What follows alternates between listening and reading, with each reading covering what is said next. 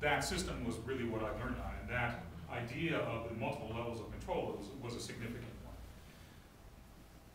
That influenced a lot of my later work. However, again, this was really, you could perform with this in the studio, but you couldn't take this thing anywhere. I mean, this was like, each of those cabinets was like 7 feet tall. So this was not something that was really movable. It never left the studio, really.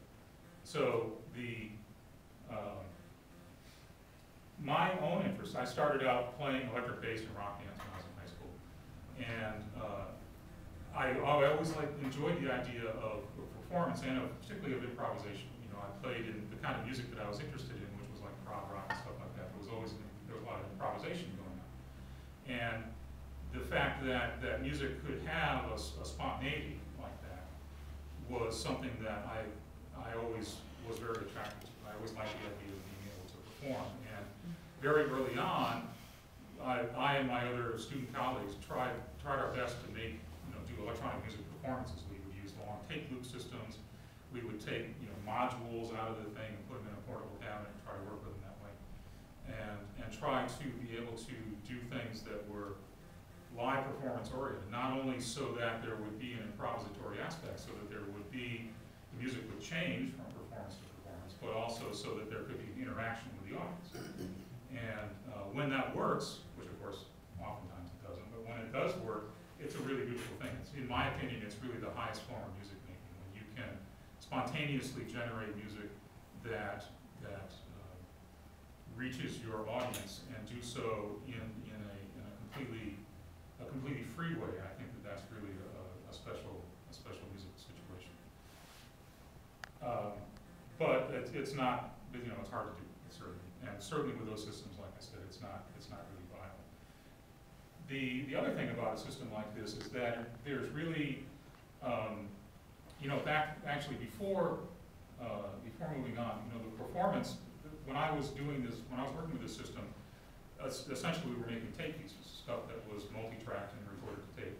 And a concert would be playing back the tape. A couple speakers on stage and a guy in the pit pressing the play button, and you'd sort of listen to the tape. And that was okay, certainly, but it was not, it wasn't a really dynamic musical performance situation. So dress it up as you might with light shows and slides and lots of speakers and all that sort of stuff, you were still playing a tape, and it was always the same, other than whatever the variations of the space might be. Those were essentially minor variations.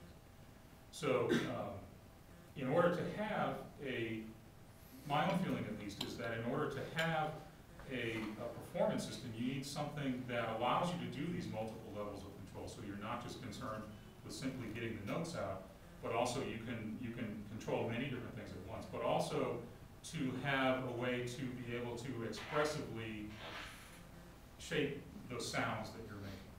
And that to me is really kind of the most important aspect of my own practice of electronic music is trying to make expressive performances, which is really the reason that I use this instrument. So the first electronic music instruments were actually extremely expressive instruments in their way. The very first one, as we mentioned, was the Theremin, and that's Clara Rockmore, who's probably the greatest theremin virtuoso ever. And the person who developed the fingering system that people like Lydia Gavini use and so forth. And that's like a fiendishly difficult instrument to play well. It's really easy to play a theremin badly, and it's really hard to play it well. And badly in the sense of not in tune. It's really easy to, if you're trying to do tuned stuff, it's very, very hard. And the people who can play the theremin in tune, there's like 3 of them, basically. And but the other thing is that when it is played well, it's an extremely expressive instrument because you have direct manual control over both the pitch and the amplitude. Now, for those of you who don't know what the theremin is, you have a pitch antenna and you have an amplitude antenna, and you directly control both of those factors by moving your hands in space nearer and closer to the antennas. So as you're playing, you have direct manual control in space of the amplitude, the volume of what you're playing, but also of the pitch. And you can do glossatos, you can do vibrato, you can do a very expressive vibrato with the theremin.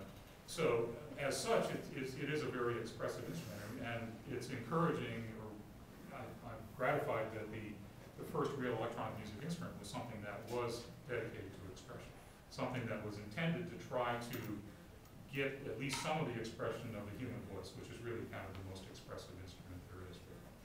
And by expression, I don't mean emotion as such. I mean the ability to intimately and directly control pitch and amplitude and timbre, pitch, volume, and timbre. And those are really the three components of any kind of musical sound.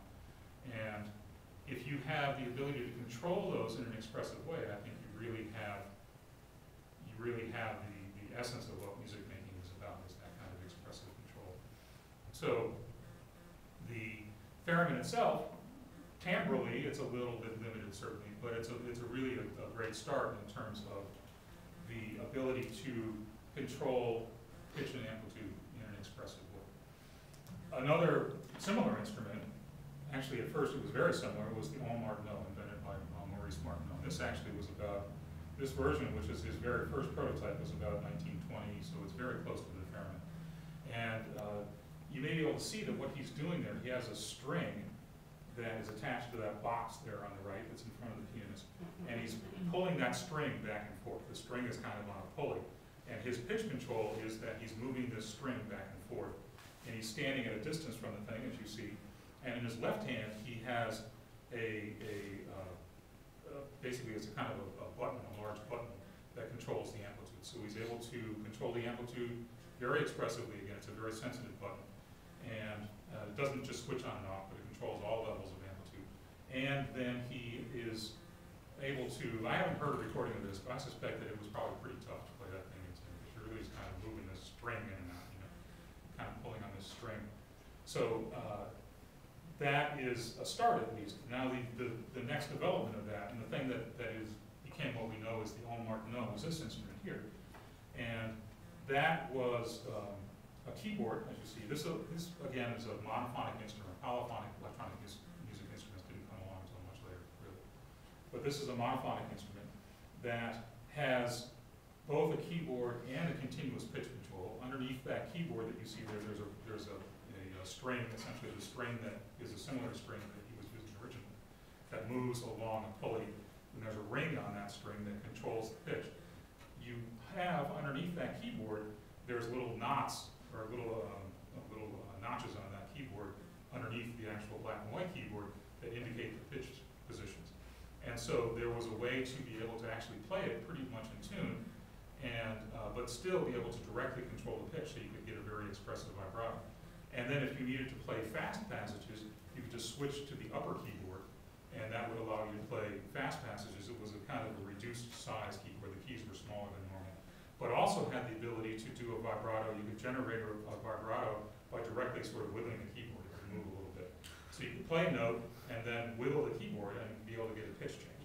And if you needed to get a wider pitch change, a glissando, or if you wanted to try to get something that was more violin-like or voice-like, you could switch to the string underneath, the string and ring thing, and do it that way. So he developed a method to generate very expressive amplitude and pitch control, and took it another step further by the use of these things here that he called diffusers, which are those different speakers there. So unlike the theremin, which had basically kind of one tone, one timbre, not a particularly expressive tone, it was sort of a modified square wave essentially. This would also produce an electronic tone, but you could route that tone through those different speakers, the diffusers, and those were actually acoustic audio processors. Here's a little bit closer shot of that. The one on the right is a straight speaker. The one in the middle, called the fan, has strings that are tuned, stretched across the speaker, that would resonate. So it was a kind of a sort of something similar to playing into a piano. Essentially, you get that kind of piano, that sort of tuned reverb sound, where individual pitches would resonate as they were played through there. And it was actually a very cool sound. And the one on the left is a cymbal in front of the speaker. There's a cymbal suspended in front of that speaker. So you get that kind of metallic reverberation sound as well. And then there was, in fact, a fourth one that's not shown here that had springs stretched across the speaker as well. That actually was kind of a spring reverb sort of sound. So these would not only